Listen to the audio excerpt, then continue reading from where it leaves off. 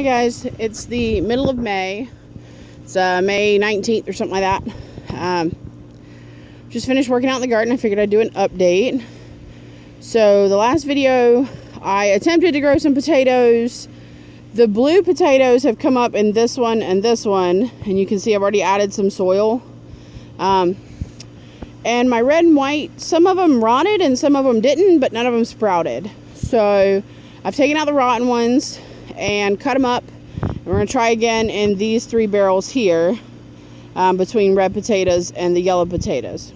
So hopefully they'll come up.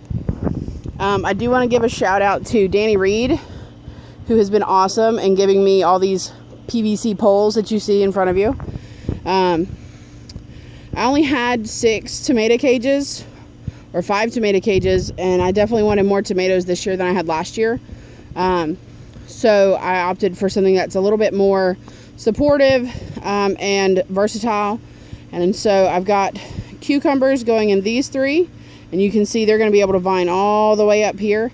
That's roughly about 4 feet off the ground, or off their ground, not my ground. And down beside them, I've got a couple different kinds of squash. My mint came back. I've got a piece of catnip that came back. And I've got carrots down there in the last 3 buckets. So that should be good. In the first barrel here, these are actually my cherry tomatoes. So because they're going to come out in really big clusters, I save my tomato cages for those, because it's going to have clusters of cherry tomatoes. And that's just a ton of weight to put on such a small, compact plant. So they each get their own little tomato cage. And you can see I've tied some of them up to straighten them back out. They were kind of laying sideways on me. And then here I've got a mixture of Beefmasters, German Johnsons, and Celebrities.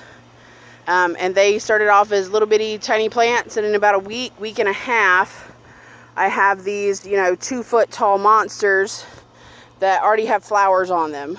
So hopefully in the next couple weeks we'll see some tomatoes coming off. Here's my, cute little flowers. I had a piece of corn come back. Hello, corn. My compost bin. So these are jalapeno peppers. I'm going to try to get either habanero or sweet banana and put in this bucket. And so I'm going to put 3 peppers to a cage there. Peppers did really well for me last year. I'm not a huge pepper fan. But I don't mind giving them away, and if they're going to grow well for me, I might as well grow some for some other people. And these was where my spinach was. So my spinach was growing here. It's getting too hot for spinach. They're trying to seed out on me, so I just cut them back and pulled them out. And so I've started some cantaloupe here. I haven't decided what I'm going to put in the rest of it yet. I don't know if I just want to do flowers. I've got some herb cuttings growing in the window. I might do some herbs in there, but something like that. My yarrow has come back with a vengeance. I've already gotten a couple handfuls of yarrow flowers off, and I keep cutting them, and they keep coming back more prolifically, so I'm cool with it. And I've got to find something to plant beside the yarrow as well. So last year my celery came up really late and took forever. And so the 3 celery plants I have here are actually the celery bottoms from me buying celery at the store. I got that bronze mignonette lettuce that everybody loved last year. I've got a head right there that I need to harvest. It's getting pretty big on me. So I might go ahead and harvest it before I head in.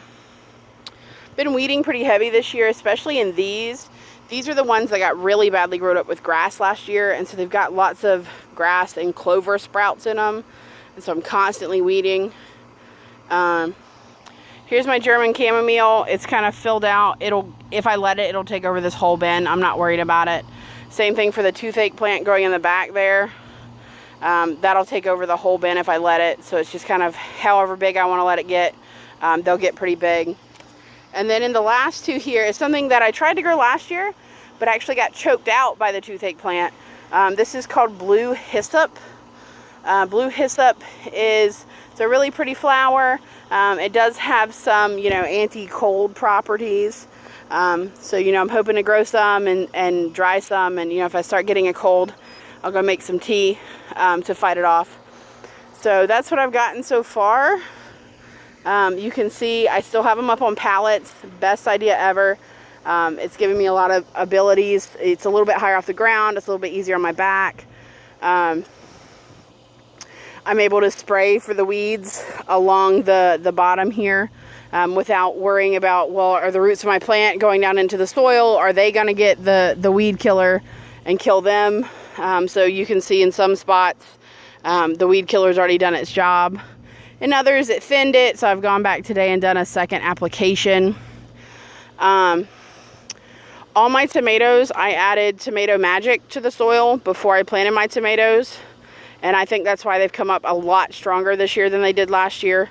I've added lime a couple times, and you can see the little piles of white stuff at the base of my tomatoes. That's baked and crushed eggshells. So last year I had a huge problem with blossom end rot, which is caused by calcium deficiency. And so I'm doing everything I can to combat that this year, to make sure I don't have a repeat of last year, because I definitely want lots of tomatoes and I didn't get those last year. So I've already gotten a couple little baby squash that have come in on my squash plants. So I'm trying to get the cages up on those. I'm going to cage my squash plants. Last year I lost a lot of squash to just, like, they'll fall in between the rows and I never see them and then they rot. And, you know, that was kind of sad that I lost, you know, a handful of squash like that. So I'm definitely trying to do some things to get my plants up in the air and making sure they don't rot, making sure that they're able to get the nutrients that they need. And so we're going to see how my homemade tomato cages work. This is just cotton yarn. I have a lot of cotton yarn laying around, and you know, I'm not one for wasting it. It's good, strong cotton yarn, but the nice thing is at the end of the year I can pull the stakes out, I can bundle them back up, store them, and then next year I can put out new yarn, and this will just disintegrate away, so it's biodegradable, so I don't have to worry about all that. So yeah, that's a garden update, and so hopefully in the next couple weeks we'll see lots of fruits and veggies coming off. And so, you know, some of my potatoes are kicking butt and taking names, and some of my potatoes are non-existent. So we're gonna see what we can do to fix this. Thanks.